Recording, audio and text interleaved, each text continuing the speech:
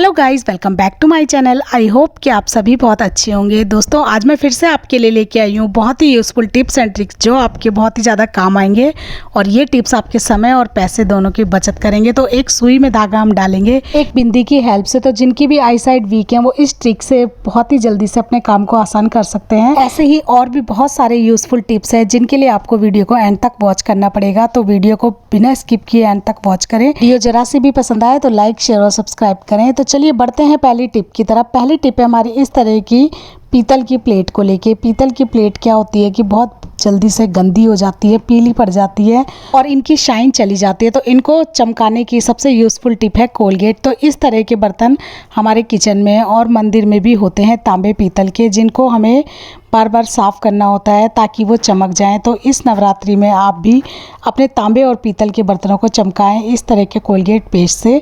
तो आपको क्या करना है, थोड़ा सा कोलगेट पेस्ट इस तरह से तांबे और पीतल के बर्तनों के ऊपर रब कर लेना। हल्का सा पानी हम छिड़क लेंगे और साथ में लेंगे आधा कटा हुआ नींबू। तो अगर आपके पास नींबू का छिलका है जिस पे थोड़ा बहुत रस बाकी है उसको भी आप यहाँ पर यूज़ कर सकते हैं।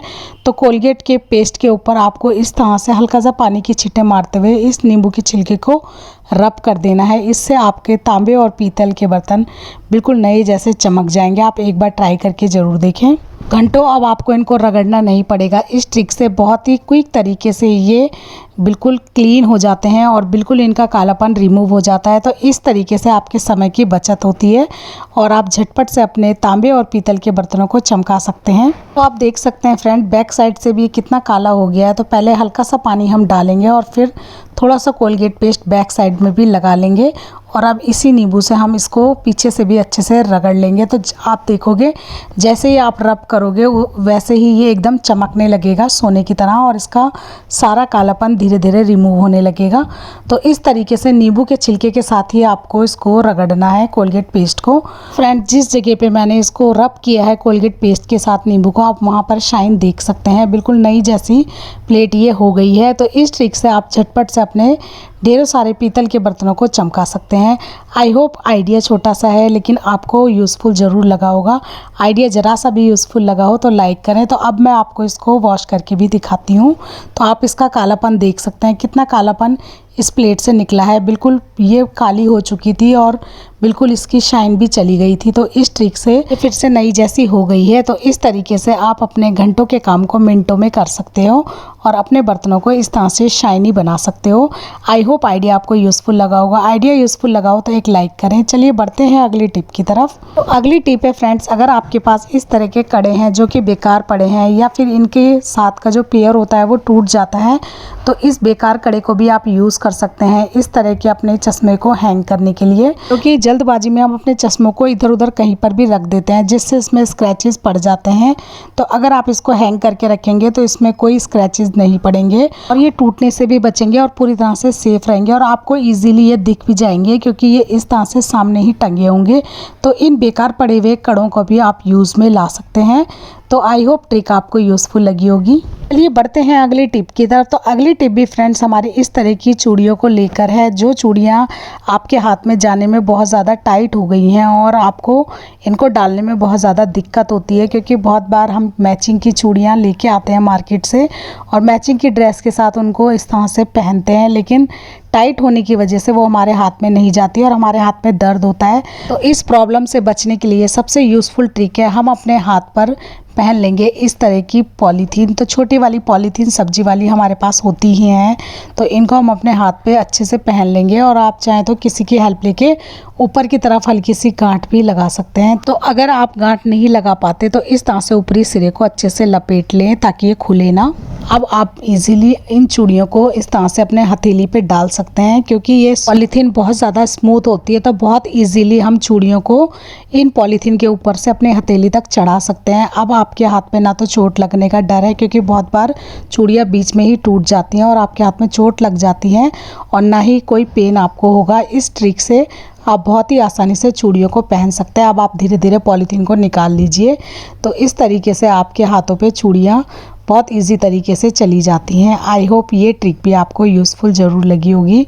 तो दूसरे हाथ पर भी पहनने के लिए आप क्या करिए, इस तरह से पॉलीथीन को लगा लीजिए और धीरे धीरे इस तरह से चूड़ियों को अपने हथेली के अंदर डाल दीजिए और फिर पॉलीथीन को चूड़ियों के नीचे से इस तरह से रिमूव कर लीजिए, जैसे मैं वीडियो में दिखा रही हूँ, और चूड़ियाँ आपकी हथेली पे इस तरह से चढ़ जाएंगी। आई होप ये ट्रिक भी आपको ज़रूर यूज़फुल लगी होगी। ट्रिक यूज़फुल लगी हो तो एक लाइक ज़रूर करें। तो इसी तरह की और भी यूज़फुल ट्रिक के लिए वीडियो में एंड तक बने रहें। वीडियो पसंद आ रही हो तो लाइक ज़रूर करें। चलिए बढ़ते हैं अगली टिप की तरफ।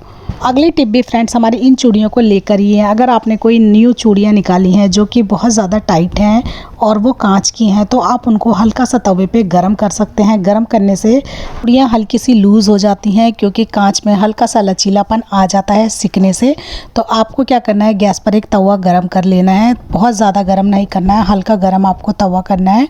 और इसके ऊपर आपको अपनी चूड़ियाँ, जो नई चूड़ियाँ हैं, मैं फ़िलहाल पुरानी चूड़ियों के ऊपर ही आपको इस ट्रिक को बता रही हूँ। पहले तवे को अच्छे से साफ़ कर लें ताकि इसमें ऑयल वगैरह ना लगा हो।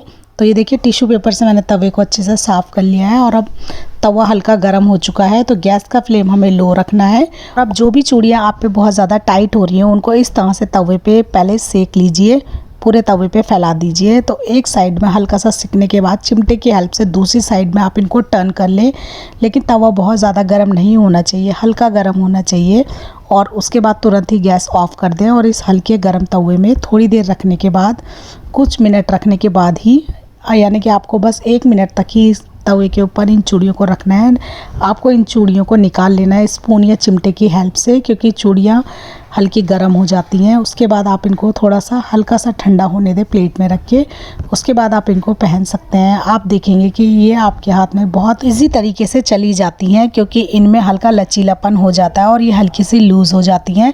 तो इस तरह अगर जो चूड़ियाँ आप पे बहुत ज़्यादा छोटी हो गई हैं, टाइट हो गई हैं, तो उनको हल्का सा सेक कर और ठंडा करने के बाद आप उनको पहन सकते हैं। लेकिन चूड़ियाँ कांच की ही होनी चाहिए, प्लास्टिक या मेटल की नहीं होनी चाहिए।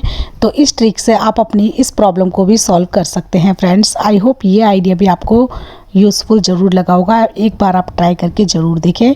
और फ्रेंड्स हाँ, आप तवे को ज़रूर वॉश कर लें, क्योंकि हो सकता है बहुत बार कुछ चूड़ियों के कांच के पार्टिकल तवे पे गिर सकते हैं। तवे को वॉश कर कर ही यूज़ करें। चलिए बढ़ते हैं अगली टिप की तरफ। तो अगली टिप में हम डालेंगे फ्रेंड्स सुई के अंदर धागा, वो भी बिंदी की हेल्प से। बहुत इजी तरीका मैं आपके साथ शेयर करूंगी। जिनकी आई साइड वीक है वो भी इजीली इस तरीके से सुई में धागा डाल सकते हैं। तो ये देखिए, इस तरह की छोटी साइज़ की सुई के अंदर धागा डालना मैं आपको बताऊंगी, वो भी बहुत ईजी मेथड से। तो इसके लिए हम क्या करेंगे, सबसे पहले इसके अंदर जो धागा मैं ऑलरेडी डाल चुकी हूँ उसे मैंने निकाल दिया है। आप देख सकते हैं फ्रेंड्स, ये कितनी छोटी साइज़ की सुई है। सुई के अंदर धागा पिरोने के लिए हम बनाएंगे एक टूल। इस टूल को आप एक बार बनाकर रख सकते हैं और बार बार इसको यूज़ कर सकते हैं। इसके लिए हम ले लेंगे इस तरह की प्लास्टिक झाड़ू या फिर ब्रश। तो इस तरह की प्लास्टिक वाली झाड़ू आप ले सकते हैं। तो ये मेरे पास एक मॉप है जिससे कि हम जाले वगैरह साफ़ करते हैं। इसकी जो बाल होते हैं वो काफ़ी कड़क होते हैं, तो हमें इसी तरह के कड़क वाली बाल चाहिए होते हैं जो कि इजीली सुई के अंदर चली जाए। तो फ्रेंड्स ये मोटे प्लास्टिक का इस तरह का बाल है जो कि मोटी सुई के लिए हम इसका टूल बना रहे हैं। अगर आपको बारीक सुई के लिए, छोटी सुई के लिए टूल बनाना है तो आपको बहुत बारीक वाला प्लास्टिक लेना पड़ेगा जो कि छोटी सुई के होल के अंदर इजीली चला जाए। इसके लिए आप पेंटिंग ब्रश का बाल ले सकते हैं, या फिर बूट पॉलिश का जो ब्रश होता है उसके बाल भी बहुत ज़्यादा बारीक और सॉफ्ट होते हैं। तो या फिर वाइट वॉश करने का जो ब्रश होता है उसके बाल भी कड़क और बहुत बारीक होते हैं। तो उस तरह के कड़क बाल हमें चाहिए। तो इस तरह से आपको इसको बीच से मोड़ लेना है। आप देख सकते हैं इस तरह से मैंने इसको बीच से मोड़ लिया है। और अब इसके दोनों साइड में मैंने बिंदी चिपका दी है, ऊपर और नीचे, ताकि हम यहाँ से इजीली इसको पकड़ सकें। तो ये हमारी मोटी वाली सुई का टूल बन गया है। और अब मैं आपको बताऊंगी बारीक वाली सुई का टूल। इसके लिए मैं फूल झाड़ू ले रही हूँ। फूल झाड़ू की जो बारीक बारीक से इस तरह के बाल होते हैं ये हमें चाहिए, क्योंकि ये छोटी सुई में बहुत इजीली चले जाएंगे। तो बस इसी तरह के बारीक वाले बाल हमें लेने हैं छोटी सुई के लिए। फूल झाड़ू के थोड़े पीछे वाली साइड से हमें इसको तोड़ना है, जो थोड़ा कड़क होता है। तो फूल झाड़ू की पीछे की डंडी जो सॉफ्ट और लचीली भी होती है इसको मैंने तोड़ लिया है। और इसको भी सेम इसी तरह से मुझे बनाना है। इसको भी बीच से हम इस तरह से मोड़ लेंगे, और मोड़ने के बाद इसको हमें अच्छे से बीच से बांधना है, लॉक करना है। तो एक बिंदी हम ऊपर की तरफ चिपकाएंगे और सेम उसी डायरेक्शन में दूसरी बिंदी हम उसके बैक साइड में चिपका देंगे, कि इस डंडी का जो मुड़ा वाला हिस्सा है वो मूव ना हो और हमारा जो टूल है वो एकदम फिक्स हो जाए। तो आप देख सकते हैं इस तरह से मोड़ने के बाद मैंने एक टूल बनाकर तैयार कर लिया है। दोनों साइड में मैंने बिंदी चिपका ली है और अब इस टूल की हेल्प से मैं आपको सुई के अंदर धागा डाल के दिखाऊंगी। तो ये बारीक वाली सुई है, आप देख सकते हैं कि इसके अंदर ये जो हमने टूल बनाया है इजीली चला गया है आर पार, आप देख सकते हैं। तो ये जो बंद वाली साइड है इसी साइड से हमें धागा डालना है। तो आप देख सकते हैं मैं वीडियो में किस तरह से दिखा रही हूँ।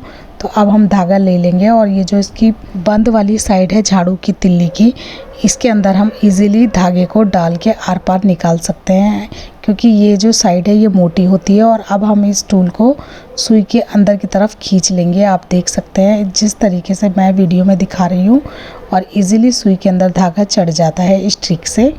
फ्रेंड, छोटी सुई में धागा डालने के लिए आपको बहुत ज़्यादा पतला वाला प्लास्टिक लेना है कि बारीक सुई के पीछे के होल की तरफ इजीली चला जाए। तो ये देखिए, अगर वो नहीं है तो आप इसकी जगह पे मेरी तरह फूल झाड़ू भी ले सकते हैं। इस ट्रिक से इजी तरीके से आप सुई में धागा डाल सकते हैं और इस टूल को एक बार बनाकर आप रख सकते हैं और बार बार इसको यूज़ में ला सकते हैं। आई होप आइडिया आपको यूज़फुल लगा होगा।